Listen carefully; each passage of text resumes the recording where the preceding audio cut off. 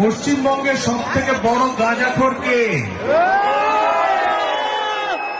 লোকে আমার নাম জানে।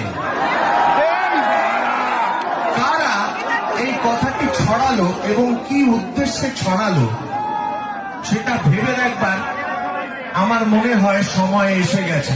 আমার 51 বছর বয়স হতে চলল। যদি বেঁচে থাকি এই 25শে জানুয়ারি আমার 51 বছর পূর্ণ হবে। আমার মনে হয় এটা নিয়ে একটা খোলাখুলি কথা হওয়া দরকার। আমি জীবনে মাত্র একবার একটি বন্ধু, তার নামও বলে দিচ্ছি, তার নাম নাইম। সে ছিল হরিদাসের ডানা, আমার ব্যান্ড, যে ব্যান্ডে হৃদয় ভাঙবার গান লেখা হয়েছিল, সেই ব্যান্ডে আমার সঙ্গী। আমরা দুজন মিলেই মূলত ব্যাপারটা করতাম। সে একদিন বললো এইটা ট্রাই করো। বললাম এটা কি? বললো এটা গাঁজা।